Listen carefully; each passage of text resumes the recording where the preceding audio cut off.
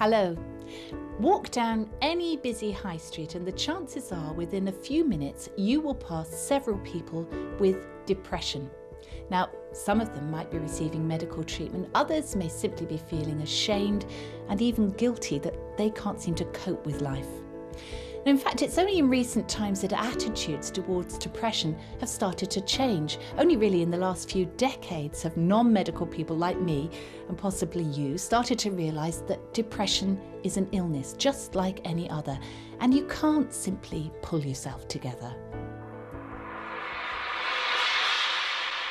For Christians, though, depression can often be regarded as a breakdown of faith, and within the church it's often treated as a spiritual problem, one that can be cured with more prayer and more Bible reading.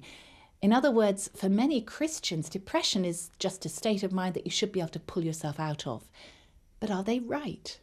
Well, in this series of 4 video workshops, general practitioner, author and broadcaster Dr. John Lockley will be opening up the whole subject of depression and in particular how it affects Christians.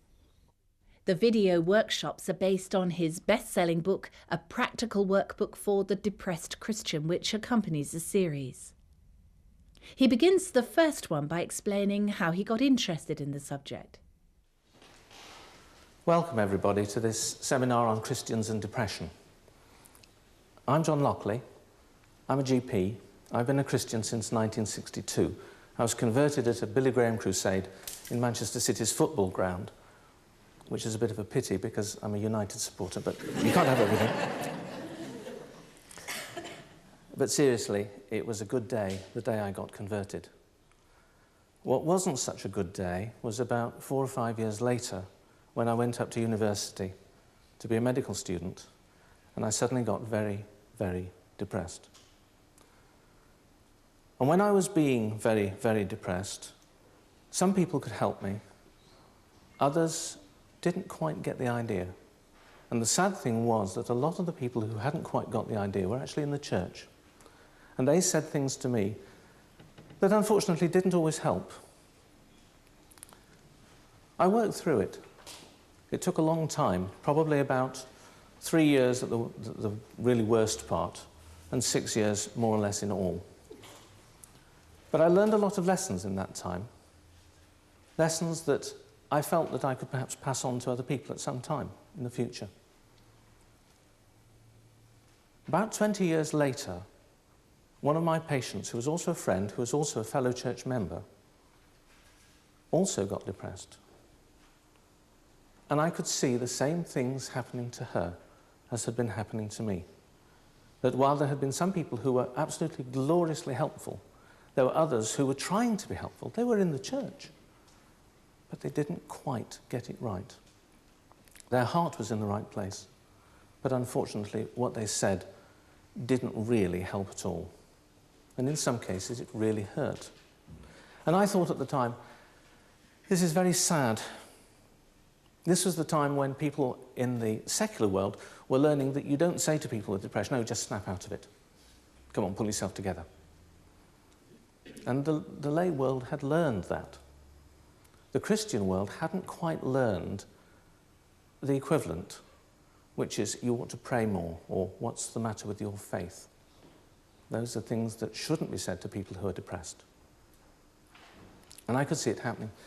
So what happened was that I started to try and help her, and one of the things I thought of doing was writing down a few notes from what had happened to me when I had personally been depressed in the past. And she said, "Well, I used to be a secretary. I used to be a secretary with a publishing company.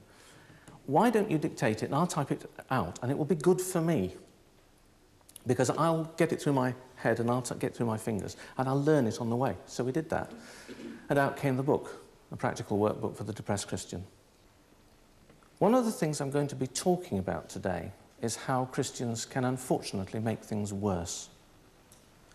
Now, in saying that, I don't mean to be in any way insulting to the church, and I certainly don't mean to be insulting to Christianity itself. What I want us to understand very, very firmly is that there are ways to help people and there are ways not to help people, and it's purely a matter of learning. The church working well is the best place for anybody who is depressed, without a shadow of doubt. the church working badly can make things a whole lot worse. We need to learn how to help. So my comments are not meant to be critical of the church. I can't emphasize enough that depression in Christians is slightly different to depression in people who are not involved in the church, because there are special worries, troubles, stresses and strains that Christians face that people who are not in the church do not face. There is always a feeling about a Christian that he's got to portray God, he's got to be God's agent, God's messenger, and that he's got to witness to other people. And that puts a huge stress on people. It's not a stress that he or she should be bearing, but it's a very easy mistake to make. There are also stresses because by the very nature of the Christian life, we are called to be different and called out from the world. That brings its own stresses and strains. And so the vicar, who is valiantly portraying and living Christ's message in a village where perhaps he has got very few people to support him, maybe under intense stress locally because he's seen to be the pillar of the community, seen to be the representative of Christ on earth, and maybe he doesn't feel up to the job. So being in the church doesn't guarantee that you're going to be immune from depression. Very important.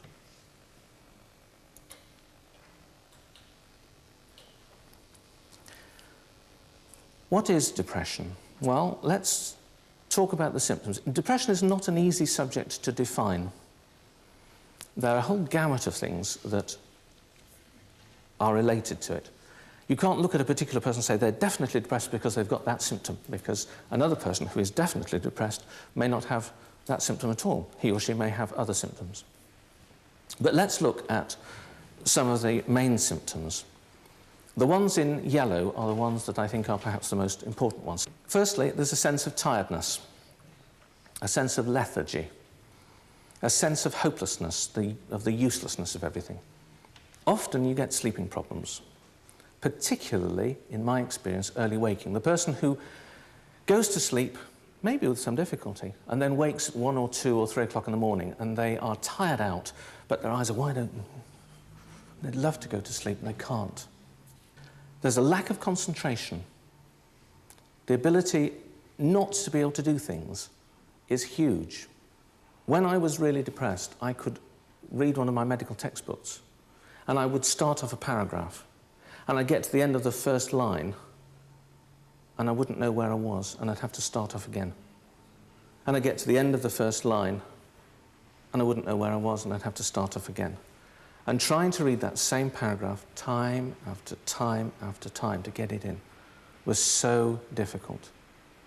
That's what happens when you get depressed. You have a lack of concentration. You have a sense of emotional flatness. Sometimes you can be irritable. Now this gets people very concerned because they don't understand it. You can actually be anxious and depressed. And the person who is rushing around being terribly anxious about everything may, in fact, be depressed underneath. Anxiety is often the tip of the iceberg. And it's interesting, in about the 60s and 70s, as a profession, we tended to think of anxiety as being a separate thing to depression. Now we don't. Now we tend generally to think about a thing called anxiety depression, in which the elements of anxiety and the elements of depression go along a sort of huge spectrum where anxiety is there and depression is there, and the individual sufferer may be anywhere along there. And it's very common now that instead of giving people tranquilizers for anxiety, we give them antidepressants and they get better. You can have a lack of sexual drive, you can have guilt feelings, you can have phobias. It's interesting how often people with really bad phobias can be helped by a good antidepressant. There can be obsessional behaviour, checking things, hand washing, feeling of being dirty. You can have, as I said earlier, anxiety which is tied in with irritability. In really severe cases, you can actually hear voices where there aren't any. People think they're going mad if they get to that stage. Usually when you hear voices, it's really either a really severe depression, very severe depression, or it's going on into other areas. You have a low self-esteem. There can often be paranoia, where you feel that people are talking about you, thinking ill of you, acting behind your back. You can have suicidal thoughts. You can also have a fear of committing suicide, which is different from actually feeling like suicide.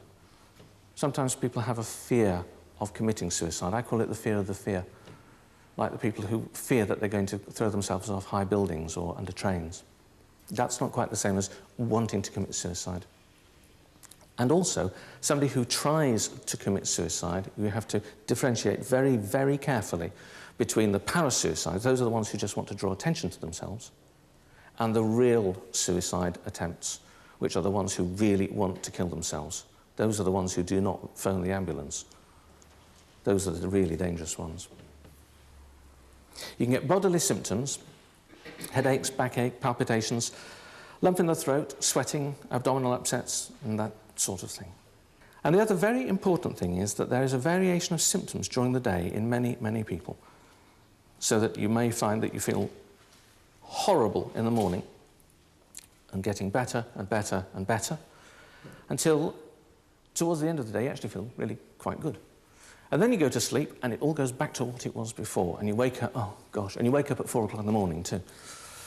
And the world is falling in around you and your worries are coming out and oh dear. So that's my sort of set of symptoms of things I personally look for. There is actually a World Health Organization definition which is quite useful.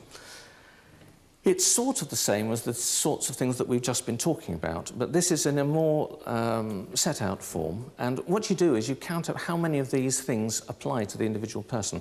You have to have the first two. You have to have a depressed mood and a loss of interest. But it's a question of how many of these other things you have. Decreased energy, loss of confidence or self-esteem, inappropriate guilt or self-reproach. Suicidal thoughts or behaviour, poor concentration, slowness of action or speaking or agitation, sleep disturbance or a change in appetite. We're going to have some videos of people who have been depressed so that you can get an idea of what it is like, what it feels like to be in a depressed state. Can I give you a warning about these videos? These are all videos of Christians who have had a depression and they have come out of it.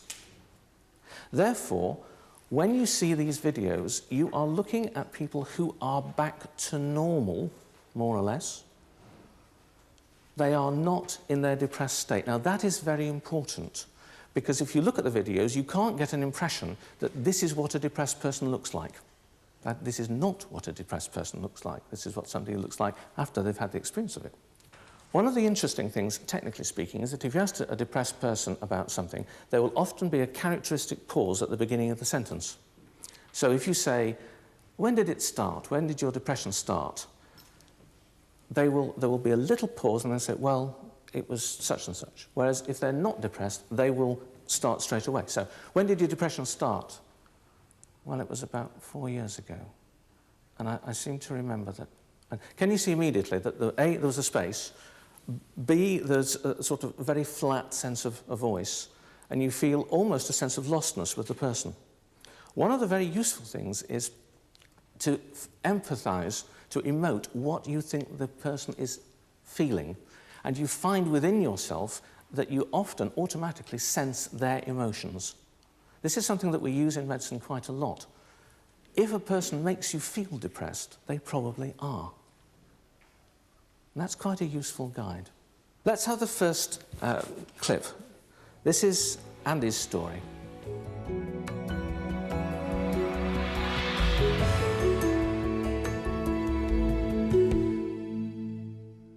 The Graham family is new to this small town in the west of England. For Andy Graham, the change of location and career have played a key part in his recovery from depression.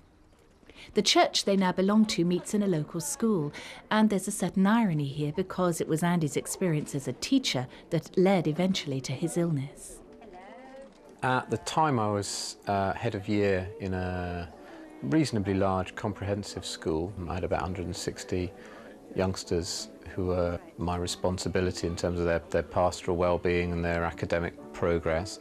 But I think I just found that there were so many demands on me. I felt I was swimming against the tide constantly in what I was trying to do. Things came to a head over probably a couple of months where Angela, my wife, suggested probably just before Christmas that I maybe go and see a doctor, because she was concerned that maybe I was not coping with life. And within a couple of days of having been at the doctor, I think it all began to sink in, and I just one day kind of broke down at work. I think just realised that yeah, I wasn't coping, that I was depressed, and I needed to do something about it, and that, you know, I'd been prescribed medication and so on. I think that brought it home to me. And I think probably for about 2 weeks after that, I was just quite sort of devastated. I cried and cried and cried, and I think there was kind of a release of lots of kind of pent-up sort of emotions, I guess, but I just couldn't stop crying for about 2 weeks.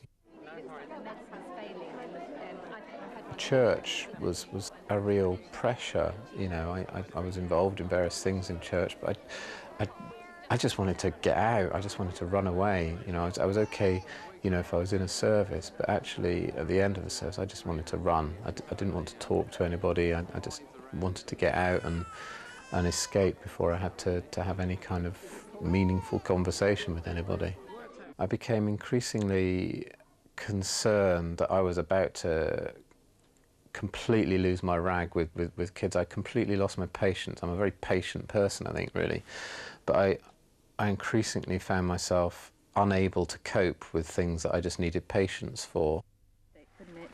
Getting out of bed was almost too much. I just really struggled to get up in the morning. I think really I just didn't want to get up and face the day, to be honest. I think on top of that, some of the dreams that I was having, I'm not aware of being a particularly vivid dreamer, but in the kind of midst of the depression, I dreamt some vivid, frantic dreams that I sort of woke up kind of breathless and not really knowing quite where all that had come from. I found those dreams just tiring, really. I woke up tired, even though I probably slept longer than I would normally have slept.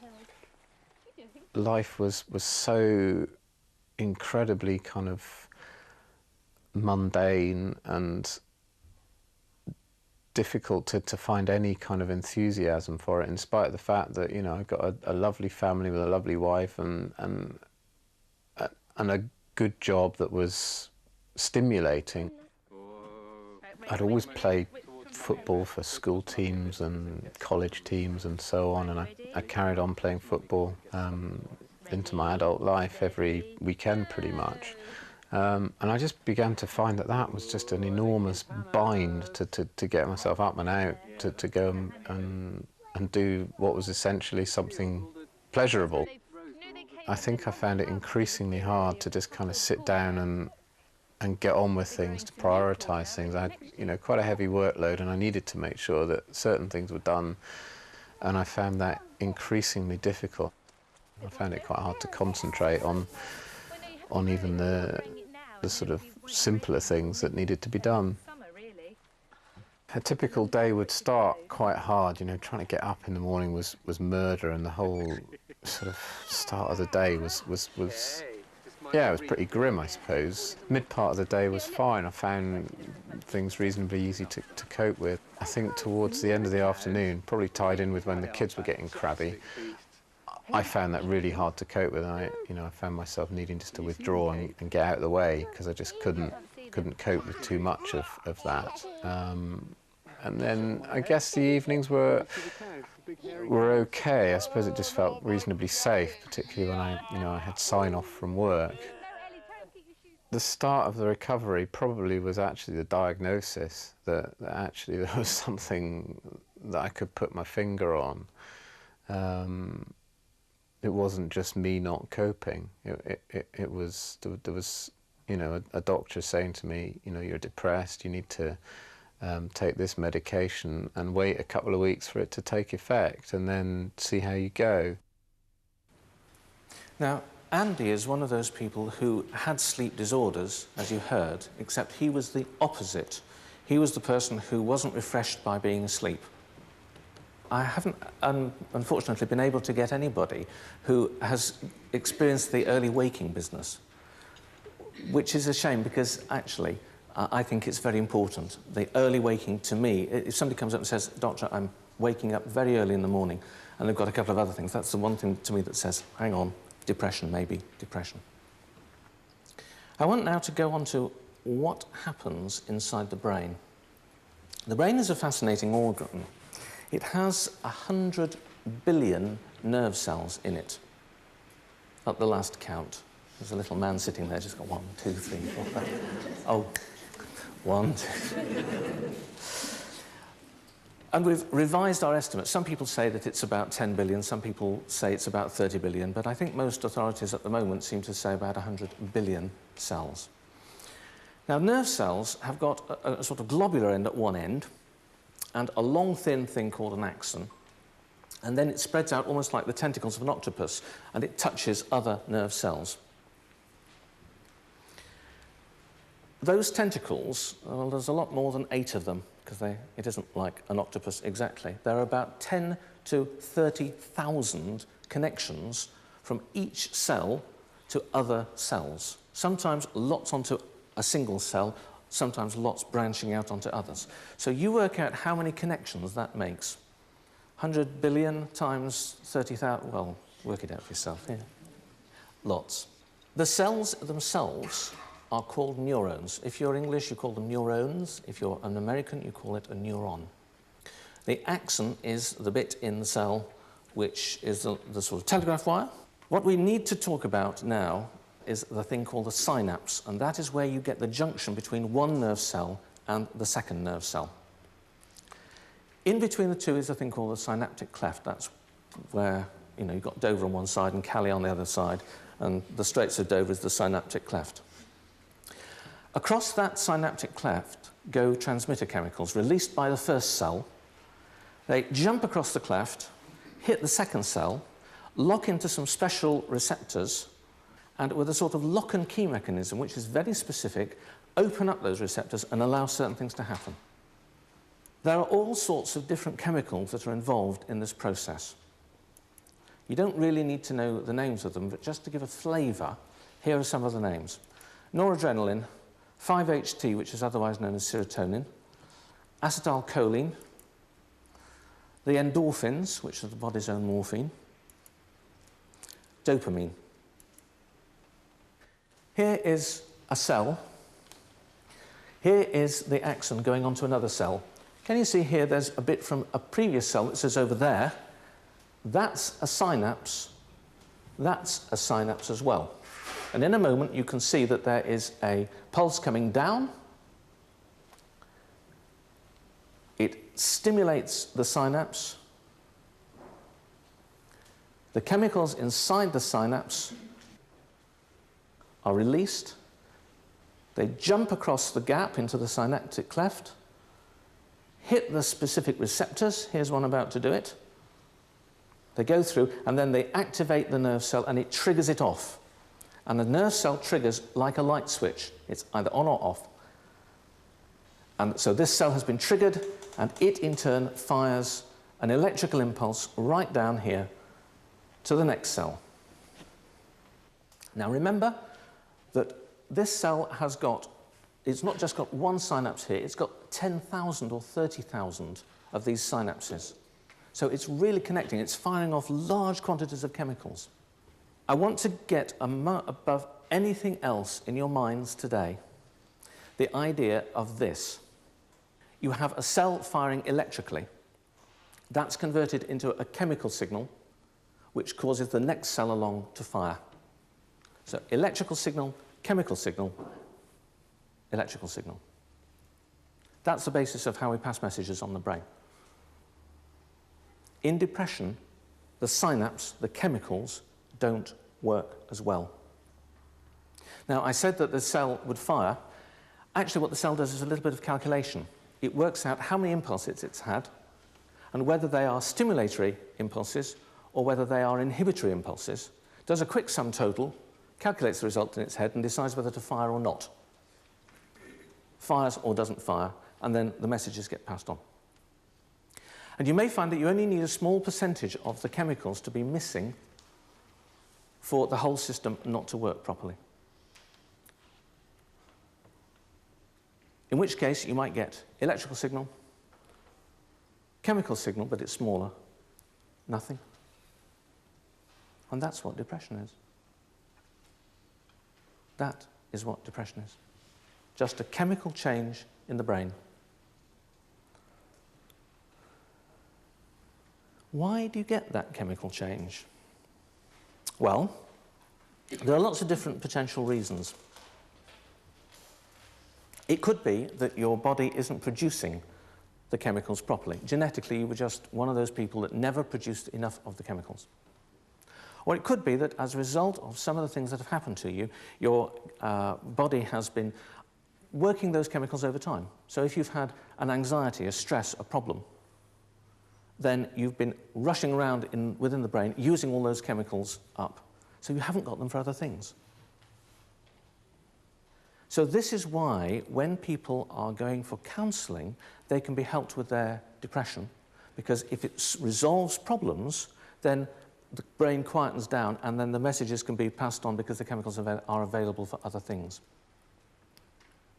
It also explains why antidepressants work, because what antidepressants do is stimulate the effects of those chemicals, or what remain of those chemicals, within the sufferer's brain. Now, there are other reasons why people get depressed. You can see immediately that if you've got the problem of these chemicals going across and stimulating the other cells, then if anything else is getting in the way of those cells working, then that cell may not be working as well as it ought to. And here's a whole great list of potential physical causes of depression. Things like thyroid problems, glandular fever. You can get depression after you've had a very bad virus infection, and there's the thought that ME, otherwise known as CFS, disdainfully known as yuppie flu, but correctly known as myalgic encephalomyelitis. There's the thought that that is actually a sort of long drawn-out effect of a virus infection, and it can give you a really depressed state as well. You can get depression with premenstrual tension when the female's hormones are changing with her cycle. You can get general hormonal upsets of other hormones within the body. You can get postnatal depression, which I think everybody's heard about. You get a normal depression after delivery, the sort of 3-day baby blues, but postnatal depression is actually different in that it is something that occurs after that and much more intensely. You can also get food allergies which cause depression, and you can get an idiosyncratic reaction to medicines, and I know that one because I've had it. Cancer can give you a depression just because you've got the cancer, because of the emotional effects of thinking, am I going to die? Radio and chemotherapy can also make you depressed. Alcohol can make you depressed as well. Most people think of alcohol as a pick-me-up. It's not, it's a depressant. But it depresses the bits that are the things that are causing you worry. So to start with, it makes you feel better because it's depressing the anxiety bits. But actually, it's a global depressant. And also, the effects of alcohol in large amounts over time is not good at all.